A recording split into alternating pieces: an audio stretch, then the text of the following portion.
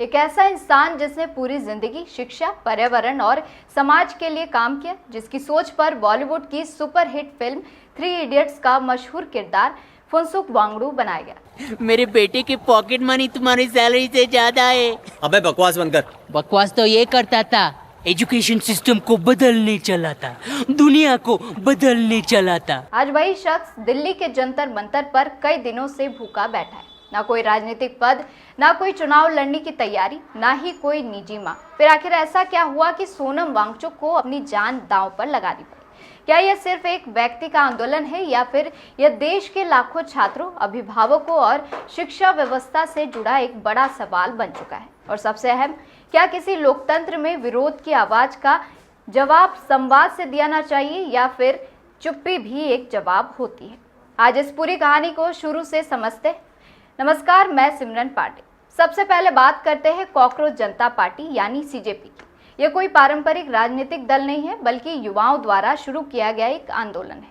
संगठन का कहना है कि उसका उद्देश्य प्रतियोगी परीक्षाओं में कथित अनियमितताओं, पेपर लीक और छात्रों से जुड़े मुद्दों पर जवाबदेही तय कराना है। इस आंदोलन की प्रमुख मांग केंद्रीय शिक्षा मंत्री धर्मेंद्र प्रधान के इस्तीफे, परीक्षा व्यवस्था में सुधार और कथित परीक्षा अनियमितताओं से प्रभावित परिवारों के लिए मुआवजे की मांग है। सोनम वांगचुक इस आंदोलन की शुरुआत से इसमें शामिल नहीं थे। उन्होंने 28 जून को जंतर मंतर पहुंचकर प्रदर्शनकारियों का समर्थन किया और वहीं से अनिश्चितकालीन भूख हड़ताल शुरू कर दी। उनका कहना है कि वे छात्रों और देश की शिक्षा व्यवस्था से जुड़े सवालों को लेकर यह कदम उठा रहे हैं। तब से वे लगातार हंगर स्ट्राइक पर हैं, लेकिन अब सबसे बड़ी चिंता उनकी सेहत को लेकर है। आंदोलन से जुड़े लोगों के मुताबिक लगातार हंगर स्ट्राइक की वजह से सोनम वांगचुक का वजन करीब 9 किलो तक कम हो गया है। बताया गया है कि उनका ब्लड प्रेशर भी लगातार गिर रहा है और शरीर में कमजोरी बढ़ रही है। डॉक्टरों की टीम लगातार उनकी निगरानी कर रही है। वहीं दिल्ली हाईकोर्ट में भी एक याचिका दाखिल की गई है, जिसमें उनके इलाज और चिकित्सकीय देखभाल सुनिश्चित करने की मांग की गई। यानी अब यह आंदोलन सिर्फ राजनीतिक या सामाजिक बहस नहीं रह गया है, बल्कि एक मानवीय चिंता का विषय भी बन चुका है। जैसे जैसे सोनम वांगचुक की भूख हड़ताल लंबी होती गई, वैसे वैसे उनके समर्थन में आवाजें भी तेज होने लगी। सबसे पहले समाजवादी पार्टी अध्यक्ष अखिलेश यादव ने उन्हें फोन पर हालचाल जाना और भूख हड़ताल खत्म करने की अपील करते हुए आंदोलन के प्रति समर्थन जताया। आम आदमी पार्टी के राष्ट्रीय संयोजक अरविंद केजरीवाल ने भी समर्थन दिया और कहा कि छात्रों के हित में सरकार को व्यवस्था सुधारनी चाहिए। कांग्रेस सांसद शशि थरूर ने सरकार से बातचीत शुरू करने की अपील की और साथ ही सोनम वांगचुक से भी अनशन समाप्त करने का आग्रह किया। शिवसेना प्रमुख उद्धव ठाकरे ने भी आंदोलन का समर्थन किया और कहा कि यह सिर्फ राजनीति का नहीं, युवाओं के भविष्य का मुद्दा है। वहीं टीएमसी की प्रमुख ममता बनर्जी और टीएमसी सांसद साकेत गोखले ने भी सोशल मीडिया पर अपनी चिंता जताई। टीएमसी सांसद महुआ मोइत्रा ने बीजेपी पर मुद्दे से ध्यान भटकाने का आरोप लगाते हुए कहा कि वांगचुक के आंदोलन को राजनीति का विषय न बनाया जाए। अनशन में आजाद समाज पार्टी के प्रमुख और सांसद चंद्रशेखर आजाद भी पहुंचे और कथित परीक्षा अनियमितताओं व नीट पेपर लीक मामले में केंद्रीय शिक्षा मंत्री के इस्तीफे की मांग का समर्थन किया। सिर्फ राजनीति ही नहीं, फिल्म और कला जगत की कई जानी मानी हस्तियां भी सामने आई हैं, जिन्हें तमान ने सरकार से बातचीत की अपील की। शबाना आजमी, राखी सावंत, वीरदास, सोनी राजदान, अरुंधति रॉय, अभय देओल, संजय काक जैसे कई लोगों ने सोशल मीडिया के जरिए या जंतर मंतर पहुंचकर समर्थन जताया। यहां तक कि सोनम वांगचुक पर बनी फिल्म 3 इडियट्स फेम ओमी वैद्य ने भी वीडियो शेयर करते हुए सोनम वांगचुक की भूख हड़ताल पर चिंता जताई। उन्होंने भावुक वीडियो शेयर कर लोगों से उनकी आवाज उठाने और इस मुद्दे पर ध्यान देने की अपील की। उधर फिल्म मेकर अनुराग कश्यप ने भी प्रशासन की चुप्पी पर सवाल उठाते हुए कहा, अब चुप रहने में भी शर्म आने लगी है।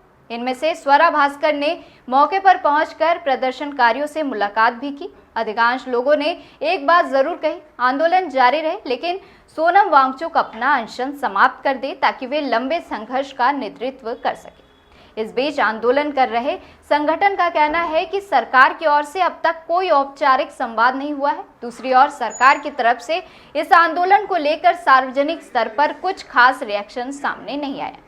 इस मुद्दे को लेकर समर्थक लगातार बातचीत की मांग उठा रहे हैं। दूसरी ओर इस बीच दिल्ली हाईकोर्ट में एक जनहित याचिका दायर की गई, जिसमें सोनम वांगचुक की बिगड़ती सेहत को दिखाते हुए तत्काल चिकित्सा सहायता उपलब्ध कराने की मांग की गई। अदालत ने मामले पर सुनवाई शुरू कर दी है। यानी अब ये मामला सिर्फ आंदोलन तक सीमित नहीं रहा, बल्कि स्वास्थ्य, कानून और लोकतांत्रिक प्रक्रिया तीनों से जुड़ा विषय बन चुका है। अब पूरे आंदोलन की अगली बड़ी तारीख है 20 जुलाई।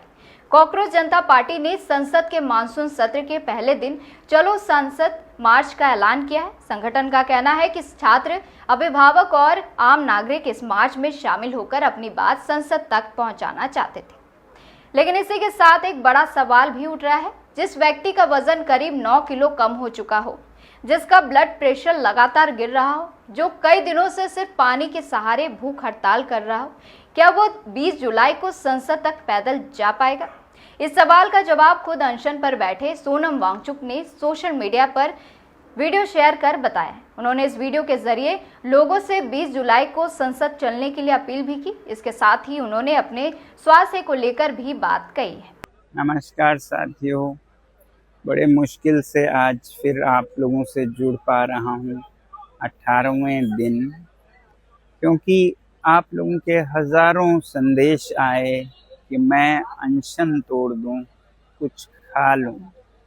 बड़े बुजुर्ग नेतागण आकर मुझे कोई प्यार से, कोई गुस्से में बोल रहे हैं, और कुछ ने तो अदालत से अपील की है कि सरकार मुझे ज़बरदस्ती खाना खिलवाएं। दो बातें हैं। पहला तो अगर मैं खा भी लूं तो उससे क्या बदलेगा और क्या संदेश जाएगा? सरकार को तो यही संदेश जाएगा कि जवाबदेही की ज़रूरत नहीं है, वो बैठ जाते हैं, वो चले जाते हैं। और दूसरी बात, मेरी हालत कुछ ऐसी भी नहीं है कि मैं 2-4 दिन में मर जाऊं। बहुत सारे मेडिकल टेस्ट होते रहे हैं, रिजल्ट्स काफ़ी नॉर्मल है 18 दिन के अनशन के लिए। आज ECG भी हुआ, बुरा नहीं है।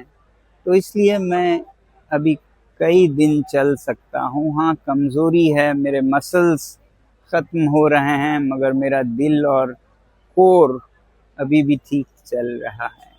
तो इसलिए सिर्फ अनशन तोड़ने को कहने के बजाय मैं आप लोगों से विनती करूंगा कि आप भी एक छोटा कदम उठाएं। 20 जुलाई को इतनी बड़ी संख्या में आएं कि एक संदेश सरकार को जाए। और मैं तो कहूँगा उस दिन सारे स्कूलों, कॉलेजों, विश्वविद्यालयों से कि वो उसे एक्सपीरियंशियल एजुकेशन का दिन मनाएं, NEP के अंतर्गत, न्यू पॉलिसी ऑन एजुकेशन के अंतर्गत, क्योंकि उस दिन बच्चे अभ्यास कर पाएंगे पॉलिटिकल साइंस का एक अनोखा लेसन, जो कि इतिहास का हिस्सा होगा, जिसमें वो खुद शिरकत हो पाएंगे और सीख पाएंगे कैसे लोकतंत्र चलता है जनता की ओर से भी। तो 20 जुलाई को बहुत से सांसदों के साथ आप सब आइए, हज़ारों की संख्या में हम सब मिलके इस मुद्दे को संसद के हवाले करेंगे। तो मुझे भी भरोसा होगा कि अब ये सही हाथों में गया है। उससे पहले भी आप कुछ कर सकते हैं, वो ये कि आप इस नंबर पर मिस कॉल देकर बता सकते हैं कि आप आ रहे हैं, और इस वेबसाइट पर भी अपना नाम रजिस्टर कर सकते हैं। इतना तो आप ज़रूर करेंगे, हमारी उम्मीद है। जय हिंद। दोस्तों, लोकतंत्र की सबसे बड़ी खूबसूरती यही होती है कि उसमें सवाल पूछे जा सकते हैं, असहमति भी जताई जा सकती है और संवाद के जरिए रास्ते भी निकाले जा सकते हैं। सोनम वांगचुक का आंदोलन सही है या गलत, उनकी मांगे पूरी होनी चाहिए या नहीं, इस पर अलग अलग राय हो सकती है, लेकिन इतना तय है कि यह मुद्दा अब सिर्फ एक व्यक्ति का नहीं रह गया। यह छात्रों, परीक्षा व्यवस्था, जवाबदेही और लोकतांत्रिक संवाद पर राष्ट्रीय चर्चा का विषय बन चुका है। अब सबकी नजरें इन बातों पर टिकी है कि क्या सरकार और प्रदर्शनकारियों के बीच बातचीत शुरू होगी, और क्या 20 जुलाई का चलो संसद मार्च इस आंदोलन को नई दिशा देगा। इन सभी सवालों के जवाब आने वाले दिनों में सामने आएंगे। फिलहाल जंतर मंतर पर एक शख्स अब भी अपने संकल्प के साथ बैठा है और पूरा देश उसकी सेहत, संघर्ष और इस आंदोलन के अगले कदम पर नजर बनाए हुए है। नमस्कार।